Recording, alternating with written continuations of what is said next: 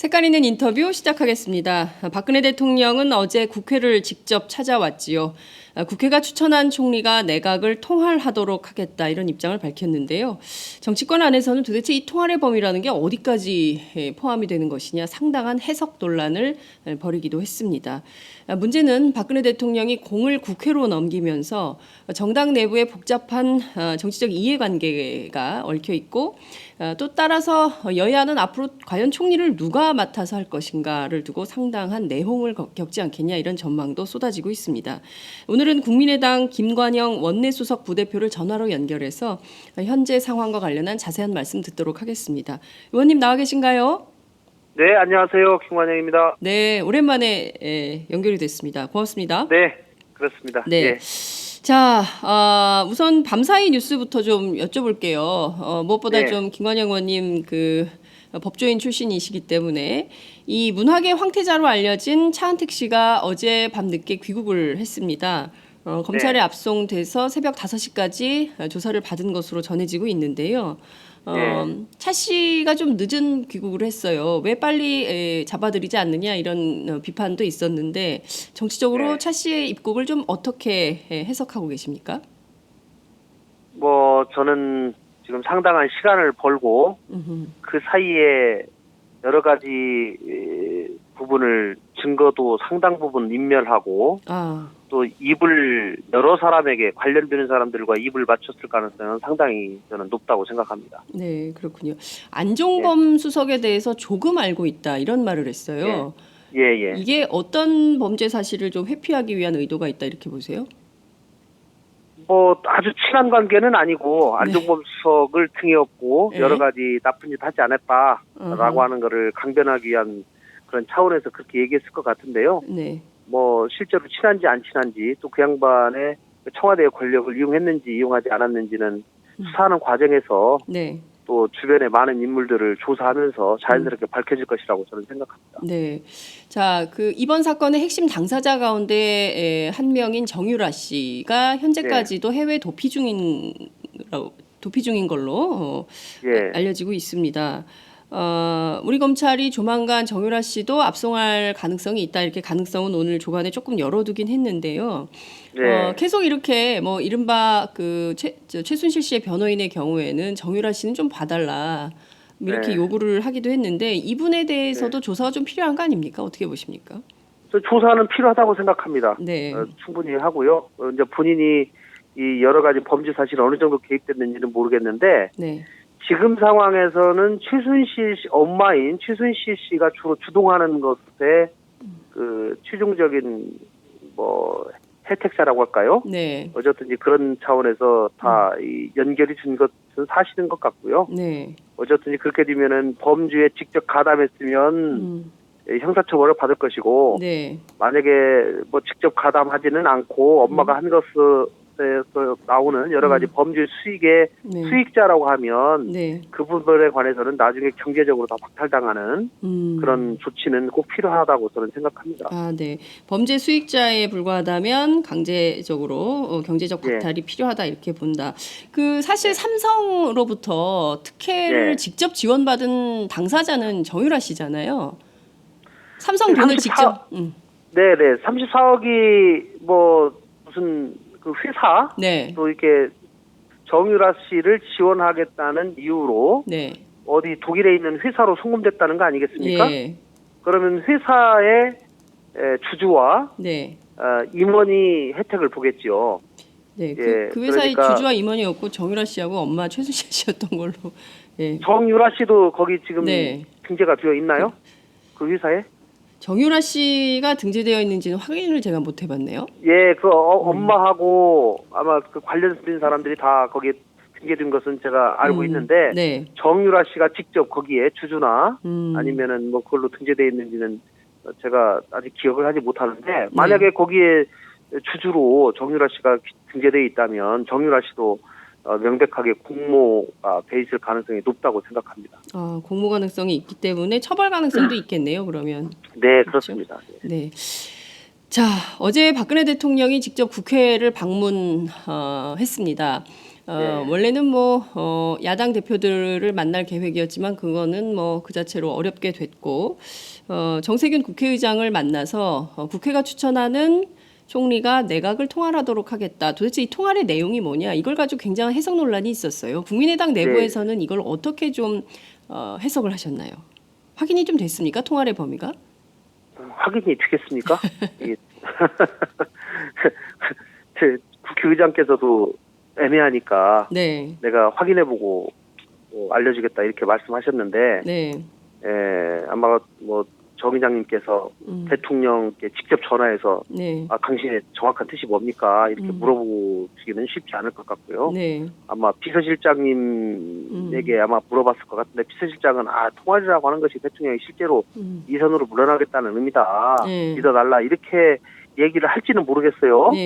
그러나 저는 대통령 입으로 직접 그 얘기를 하지 않는 바에는 여전히 대통령께서 본인의 권한을 행사하고 대통령으로서의 역할을 하겠다라고 하는 의지를 가지고 있는 것으로밖에 해석이 안 됩니다. 네, 지금과 같은 상황이라면 박근혜 대통령이 이선 후퇴를 하겠다는 것도 아니고 구체적으로 그냥 굉장히 모호하게 얘기한 것이 내각을 통할하겠다고 하는 것은 지금 현행 헌법에 나와 있는 총리의 역할입니다. 딱 총리의 역할로 딱 돼 있어요. 이미 헌법상. 헌법에. 그러니까 내각을 통할하도록 하겠습니다라고 하는 것이 지금 총리에게 새로운 권한을 부여하는 것이 아니고 그냥 지금 현재 원래 총리가 제대로 일할 수 있도록 지금과 똑같이 거기다 힘을 좀 실어주겠습니다. 이 이상의 의미는 없다고 봅니다. 지금과 똑같이 그냥 일하도록 한다. 그냥 힘을 좀 실어주겠다. 그 이상의 의미도 아니다. 이런 말씀이신데요. 우상호 더불어민주당 원내대표 이런 얘기를 했습니다. 조각권, 인사권, 그러니까 장관 임명권을 분명히 주는 그런 총리 후보가 되어야 한다. 그리고 또 하나는 청와대 국실장들이 장관에게 이래라 저래라 개입하지 못하게. 그리고 청와대 수석들도 일부를 제외한 나머지는 다 나가도록 이런 내용들이 좀 관철이 돼야 책임 총리다 이렇게 볼 수 있는 거 아니냐 이런 얘기를 했는데요. 국민의당은 좀 어떤 입장이십니까? 이제 그런 것들을 전제로 해서 책임 총리가 제대로 일할 수 있도록 여건을 만들어야 하지 않겠냐라고 이제 그런 취지로 말씀하신 것처럼 보여지는데 저는 어쨌든지 그런 부분에 관한 대통령의 명확한 입장 표명이 필요하다라고 저는 생각합니다.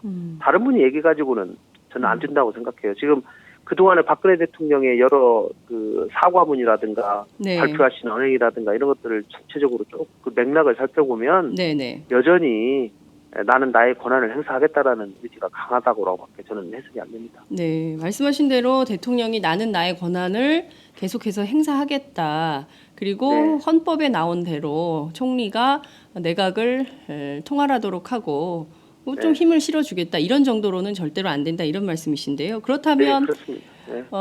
국민들이 저희가 하고 싶어도 국민들이 지금 허용을 안 하고 있습니다. 국민들은 당장 지금 하야 탄핵을 말씀하시는데 그래도 저희가 하야 탄핵을 얘기하지 않고 정치권에서 이걸 정치적으로 한번 풀어보자 라고 해서 이런 일들이 지금 되는 건데요. 그렇다고 하면은 국민들의 요구가 뭔지에 대해서 한번 귀 기울여볼 필요가 있는 것이죠. 대통령이 직접 국민의 요구를 들어볼 필요가 있다 이런 말씀 주셨는데요. 언제까지 이 대통령이 명확한 입장을 밝혀야 된다고 보세요? 시간도 굉장히 저는 빠르면 빠를수록 좋고요. 시간이 늦어지면 늦어질수록 수습할 수 없다고 생각합니다. 대통령 이번 주 토요일 날이 지나면 이번 주 토요일 날 지금 민중총궐기대회가 있지 않습니까? 그렇습니다.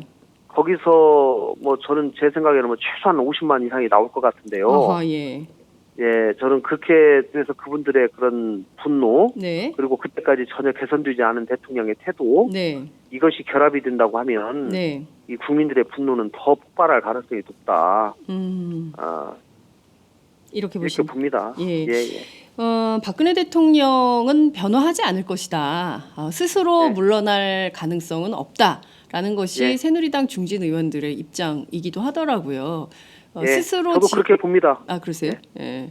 이유는 왜냐하면요. 대통령이 스스로 물러나는 것과 연동돼서 물러나게 되면 저는 곧바로 검찰 수사를 받게 되고 형사소추의 대상이 되기 때문에 물러나면 예. 이제 물러나게 되면 예. 그러면은 바로 구치소로 갈 가능성이 저는 높다고 봅니다. 예, 그렇기 때문에 네. 대통령은 절대로 하야를 하지 않고 네. 어떻게든지 이 사태를 모면을 하면서 네. 정치적으로 해결을 하고 네. 임기를 보장받으려고 할 거예요. 예, 그렇기 때문에 근데 이런 비상 상황이 1년 4개월 동안 계속 지속된다고 생각하면 네. 대한민국으로서는 굉장히 불행한 상황이거든요. 그렇죠. 예, 그렇기 때문에 예. 대통령이 정말로 다 내려놓는다라는 생각을 가지고 네. 내가 대통령직만 안 내려놨지 간판만 안 띄었지 다 내려놓겠다라는 생각을 갖지 않는다면 이 사태는 해결되기 어렵다고 생각합니다. 네, 말씀하신 대로 대통령이 다 내려놓는다 하더라도 대통령직을 1년 4개월 동안 유지한다고 하더라도 1년 4개월 후에는 임기가 끝나기 때문에 그때는 또 형사소추의 대상이 되는 거 아니겠어요? 그런 거죠. 예. 그러나 이제 1년 4개월 동안 대통령은 온갖 야당과 협상을 하거나 뭘 하든가 예. 여러 가지 대통령으로서의 권한을 행사해가지고 네. 그 이후에 형사소추 당하지 않으려고 하는 많은 작정들을 하지 않을까 싶습니다. 근데 이거를 야당이 봐줘도 되는 겁니까? 어쨌든 지금 여러 가지 범죄 혐의 의혹이 계속 제기가 되고 있는 상황인데요. 네, 아직 뭐 어쨌든지 의혹은 있고 네. 수사가 안 됐기 때문에 뭐라고 예. 단정할 수는 없는 거죠. 네. 그러나 철저하게 수사해서 의혹이 나타나면 네. 그 부분에 대해서는 명확하게 검찰도 밝히고 네. 사실은 수사 대상이 되고 이거는 기소의 대상이 되지만 네네. 현행 헌법상 현직에 있는 대통령에 대해서는 형사소추를 할 수 없다. 이 조항 때문에 우리가 기소만 못한다. 네. 라고 명확하게 밝혀주는 것이 맞죠. 대통령의 임기를 보장해 주는 게 정치적으로 큰 의미가 있을까요? 어떻게 보십니까? 저는 저 개인적으로는 네. 좀 과도 중립내각이 어느 정도 역할을 하게 되면 네. 정치권에서 일정을 잡아서 네. 조기 대선 제대로 가야지 않는가. 아하. 왜냐하면 1년 4개월이나 계속 이런 비정상적인 상황이 지속되고 예. 국민으로부터 선출되지 않은 권력인 예를 들면 총리가 상당한 권한을 행사한다 하더라도 네. 총리가 계속 그런 권한을 행사하는 것이 맞느냐라고 그렇죠. 하는 것. 그다음에 지금 세계가 하루가 다르게 이렇게 변하고 있는데 네. 대통령이 의사결정해주고 신속하게 해줘야 될 사항이 너무나 중요한 일이 많거든요. 그렇죠. 예. 그런 상황에서 1년 4개월 동안 이런 식으로 대한민국이 제대로 굴러가지 않는 상황으로 계속 간다고 하면 네. 대한민국의 미래를 위해서도 바람직스럽지 못하다. 그렇기 때문에 대통령과 정치권이 저는 개인적으로 좀 어느 정도 상당 부분 타협을 해서라도 네. 조기 대선을 갈 수 있는 그런 정치적 플랜을 서로 여야가 협의를 해서 마련하는 것이 맞지 않는가 저는 생각합니다. 네. 근데 지금 새누리당의 경우에는 이정현 대표가 구분 소나무가 선산을 지킨 다음에 절대로 물러날 뜻이 없다라는 거를 천명하고 있고 박근혜 대통령도 저는 마찬가지고. 이제 그렇게 되면은 네. 하야의 목소리가 커질 것이고요. 더 커진다. 그런데 예. 그러나 본인은 하야를 안 하겠다는 의지가 명백한 이상 그렇죠. 그럼 이제 국회에서 탄핵 절차를 밟을 수밖에 없다고 생각합니다. 저희가 이 야당도 네. 국민의 뜻을 계속 무시하고 갈 수는 없는 거거든요. 그렇죠. 예. 예, 그렇기 때문에 국민들의 요구를 저희가 계속 받들지 않고 네. 정치권에서만 이렇게 수습해보려고 한다라고 하면은 국민들의 분노는 더 커지고 함성은 더 커지는데 저희가 계속 다른 길로 갈 수는 없는 거거든요. 네. 어제 박근혜 대통령이 13분간 국회의장 면담하고 돌아갔는데요. 네. 세 문장 가운데서 두 문장도 또 겹치는 내용이다 이래서 오히려 또 비판을 받고 있습니다만 대통령이 국회에 와서 오늘 아침 이제 일부 조간 동아일보 같은 경우에는 야당이 또 거부했다. 이런 네. 식의 프레임을 짜면서 이를테면은 정치권 내부의 균열 그리고 네. 정치권 내부의 문제로 치환하려는 네. 이런 점에 대해서는 네. 좀 어떻게 보십니까? 그걸 노리고 대통령이 오신 거죠. 대통령이 어제 김종인 전 대표 같으신 분도 대통령이 신의 한 수를 뒀다. 네네. 라고 이렇게 표현을 했습니다. 대통령은 아마 그 부분을 노렸을 겁니다. 네. 그리고 국회에서 총리 추천하는 것에 관한 합의를 하기가 네. 굉장히 쉽지 않을 거다라고 하는 것을 상당 부분 의도하면서 네네. 그것을 국회에 던졌을 가능성이 높고요. 네.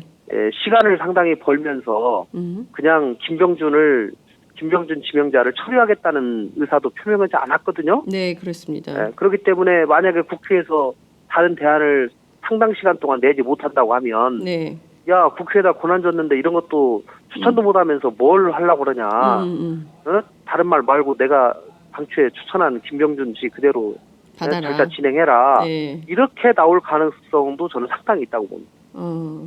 이런 방식으로 가도록 야권이 그냥 두어서는 안 되지 않을까요? 물론 그래서 저희는 여야 영수회담에서도 네. 명확하게 지명 처리도 밝혀라. 탈당해라. 이 두 가지가 선행되지 않으면 영수회담에 의미가 없다라고 계속 얘기를 하는 겁니다. 그렇군요. 예. 오늘 아침에 방금 저희 화면으로 보고 계시는데요. 박원순 서울시장, 안철수 전 상임공동대표시죠, 국민의당. 네. 양자 간의 회동이 진행 중에 있습니다. 결과 좀 저희가 나오는 대로 또 브리핑을 해드릴 텐데요. 모임에 어떤 의미가 좀 있다고 보세요? 시국이 엄중하고 논의할 것이 많으니까요. 네. 유력한 대선 주자께서 만나는 것은 의미가 있는 것이고요. 네. 특히 두 분의 공통점은 과거부터 굉장히 가까운 사이일 뿐만 아니라 네. 두 분 또 다 하야를 주장하고 계셔요. 네. 그렇기 때문에 아마 공통의 관심사에 대해서 그리고 마냥 하야만 주장할 수는 없고 또 책임 있는 정치 지도자로서 어떻게 국민들에게 대안을 제시해야지 그래도 국민들의 불안을 좀 안심시킬 수 있을까라는 그런 점들에 대해서 의논하지 않았을까 싶습니다. 네, 알겠습니다. 오늘 말씀 여기까지 듣도록 하겠습니다. 고맙습니다. 예, 감사합니다. 네, 지금까지 김관영 국민의당 의원과 함께했습니다.